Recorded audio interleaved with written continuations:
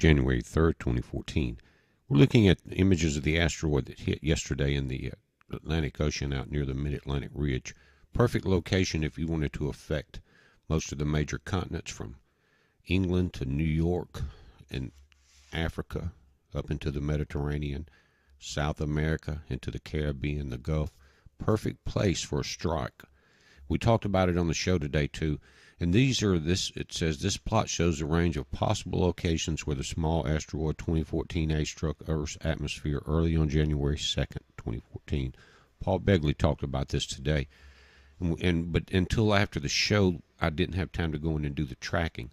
This is the overlap of the white curves. There's from 3 marginal infrasound detections. It shows where the small asteroid 2014 likely hit.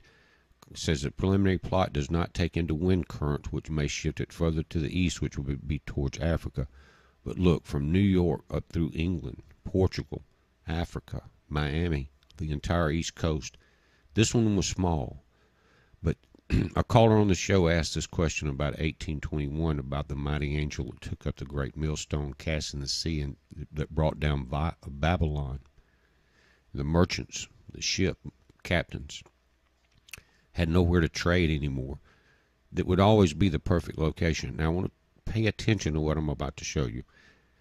They just found her. Remember, we had 25 hours notice. Notice it comes in from the orbit of Mars. Now, it was not detected there. We only had 25 hours, which means you see it's January the 3rd on this JPL. And I'll back it up and show you what the second and the first look like.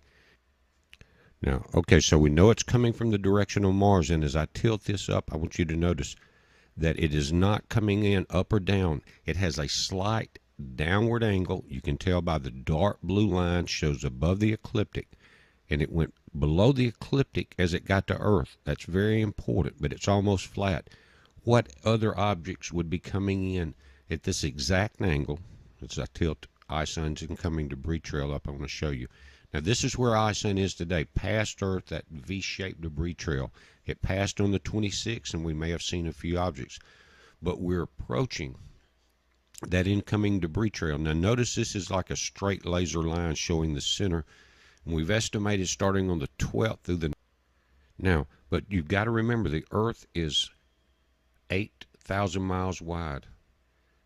The debris trail of ISON was 250,000 kilometers. Earth is 12,000 kilometers. 20 times the width of Earth was the width of this debris trail. Okay? Now, notice that it's a flat angle as it came over where? Mars. From Mars at the flat angle to our ecliptic with a slight downward pitch because it came over Mars. Notice how flat it is here, guys, and which direction it's coming from. Exactly the way it came into Earth's atmosphere. Again, the only documentation, and I'm going to show you the JPL images again, but remember, this is showing January the 12th where we're located. Notice the top right.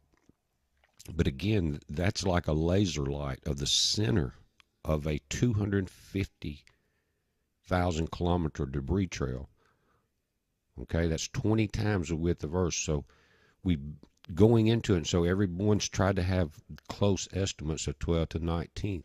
But now that we're getting there, you can see, guys, that there's more than likely a lot more debris involved in this. Now, are we seeing objects coming in that were blown back from the X-flare on November 19th? But again, that was after it crossed Earth's orbit on October 31st. Again, came in from that direction, and I'm going to, let me back this up, January 1st, see where it was first discovered.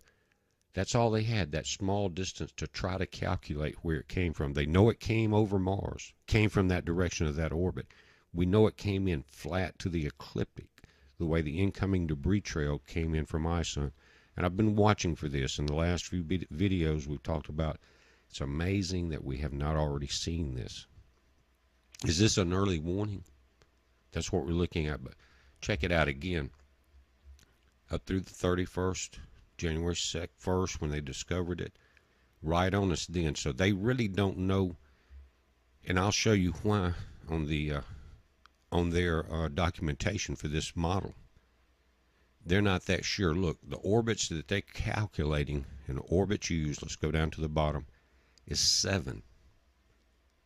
Now, at the bottom, the solution date is January 2nd, yesterday, but the condition code, and I'll show you that, notice that, these are estimates. And how you can tell it's estimates is go right here, condition code, notice that, 8. Let me pull this down so I can, and these will pop up on your JPLs. Condition code, description of the parameter of the field, 0 to 9. 0 is good, they know where it's going. 9 is highly uncertain. We were 8. And I don't think we're going to be told much about debris that I said has been in ISON's debris trail from day 1. But guys, it's the same exact angle coming into Earth. It's the right time, the same direction from coming over from Mars orbit. We watched ISON do that. So now's the time to really pay attention. And again, notice where it hit, over the mid-Atlantic ridge. You would have 2 effects, the tsunami from the impact, and if that ridge shifts, it runs from the north to the south pole, it doesn't have to drop but 10 feet either side. And you've got problems. And that angel, you think Jesus lied when he told us about Revelation 18? About that angel throwing that great millstone into the ocean?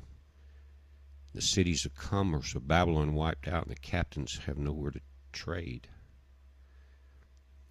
It's a heads up, guys. Things are coming close. We're going to see a lot of events. And I want to thank everyone that called into the show today. It was wonderful guests, wonderful sharing of information, perfect questions, guys, to ask me so that we could talk about things that are very important in these end times. It's a blessing. Heads up. Be safe.